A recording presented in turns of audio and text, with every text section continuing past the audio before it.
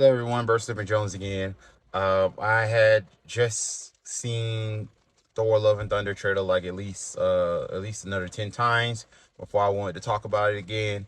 And I'm really hyped for this film, and I really hope that it's going to be a significant change for the MCU going forward, because as of lately, I understand what Marvel is doing by keeping us in the dark, but I can't guess or what's going to happen as the story going forward. Or maybe another theory is that maybe all of this phase 4 is just standalone by itself, like separate anthologies or sagas by itself. We won't know until the next big MCU event, which I heard is Secret Wars, but that's hearsay and rumors. But anyway, um, I would like to go over the Thor Love and Thunder trailer, by piece or bit by bit or whatnot. So, without further ado, let's talk about it. So basically, the trailer starts off as, Korg, Thor's friend from Thor Ragnarok from Sakaar. He's telling the story of how Thor's journey from Endgame all the way up until now that he got back in shape and he's ready to claim his power as Thor. But I guess Korg spoke too soon. Is when Jane Foster is now the holder of Mjolnir. Now we don't know like if she we don't know if like how did this Mjolnir came to be. We know for a fact that it's the same Mjolnir and it's not from a different reality and whatnot. And this Jane is not from a different reality either. It's the same Jane Foster. She just now has the power of Thor. So with her having a hammer and it's all cracked up, and she has new abilities with it, as you see in the trailer, with her scattering the pieces and hitting multiple enemies.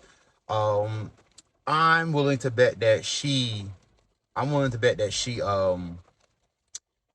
I willing to bet that she rebuilt Mjolnir on her own, because Jane Foster is a genius in her own right. How why did she assume the power of Thor and whatnot? Maybe it's what's they're adapting the storyline from her comic book run, is that she probably has just the Jane Foster in the comics has cancer, so that now she has the power of Thor to keep the cancer at bay, I guess. And I guess how they're going to incorporate it in the MCU is that Jane was affected. Remember, Jane was infected by the ether, aka the reality stone, back in Thor: The Dark World. So Jane, that could have been the reason why Jane and Thor broke up all those years. Because remember in Thor Ragnarok that one of Thor's fans said, sorry, Jane dumped him. Jane probably dumped him because she was going through, she probably found out that she had cancer, and she basically broke it off with Thor to, deal with her last few days. And then I guess like when she found Mjolnir in Norway or Normandy, I believe that's where Odin was before he died. Um, and she took the hammer and reconstituted it and made it her own. And she probably had the help from Elvic, I forgot his name.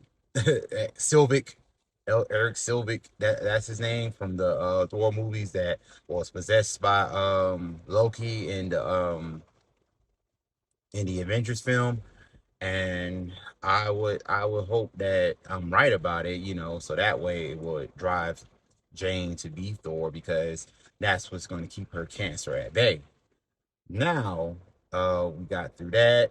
Now we see that Thor is not over Jane. Like I believe there's something. I don't know what it is. Like he has all this power, but he gets real timid around Jane for some odd reason. She must got that box. I'm just playing. But yeah, he must really love Jane at some point, and he probably was shocked of like why she broke up with him and whatever. And now now that they're fighting to save the universe together against Gore the God Butcher, now all those feelings are being brought back up. And Valkyrie, I believe, like once the synopsis came out, is that Valkyrie she looked at bored, like, being like, the queen of Asgard or whatnot. But she's probably looking for her queen. That's what the synopsis says. So either Thor and Jane are going to get back together, or is it Valkyrie and Jane getting together? Because how they was in the end of the trailer, they looked like they looked like they knew each other for a while. How they was acting for each other. But I'm sorry about the rain. And I'm in the car because I got loud children in the house. But anyway, Gore the God Butcher, his design is great. Didn't look like a lot of CGI has been done to him. Looks more practical. And Christian Bale is nailing the role since his last hero role or whatever is from Batman Begins. So now he's able to play a menacing Marvel villain, killing all gods. Now I don't know his origins. I've seen parts of his origin on YouTube, but I know for a fact that when he said gods only care about themselves, is that like something tragic happened to him in the past and he prayed for the gods for help, but they wouldn't answer him. So now he's on a mission to kill every single god with the Necro Sword, I believe. Yeah, the Necro Sword. And in the comics, it was made by Null, the king of the Clintars, aka symbiotes. But I guess like they'll change the origin of the Necro Sword in this movie because like I don't know how they're going to incorporate the symbiotes going forward in the MCU. And basically, yeah, basically, I'm looking forward to see how much damage Gore the God Butcher is going to do in this movie, because his backstory motivations are, you know, kind of justified, and you're basically gonna sympathize with him. I'm willing to bet that we're gonna sympathize with him in the movie of why he wants to kill all the guys or whatnot. Because look at Olympus towards the end of the trailer.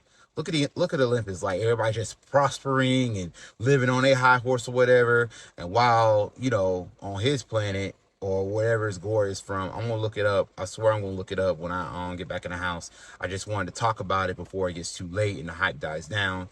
But yeah, something so tragic happened on his planet and he prayed to the gods, but they wouldn't hear them. And then now he's seeing all these gods sitting on a high horse, prospering, eating well, this, that, and the third, while his family and his planet is doomed. So I'm willing to bet that, that's going to motivate him to kill all the gods.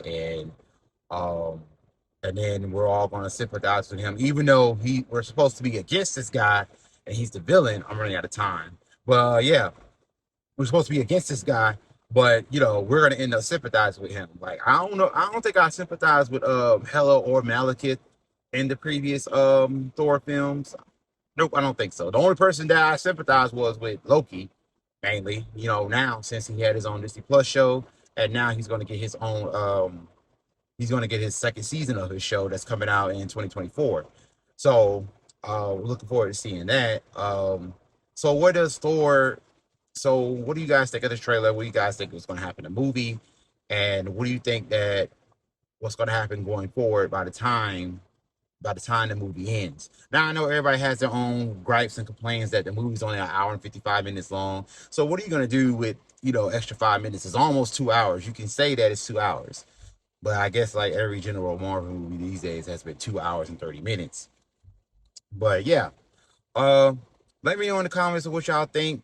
And I will see y'all in the next video. And don't forget to like, subscribe, share, and comment on what do you think. And if I'm wrong, I'm right, or if you got some information to pass on to me, just let me know. Like I said, thank you guys for watching. Like, subscribe, and share. And I'll see you all next time.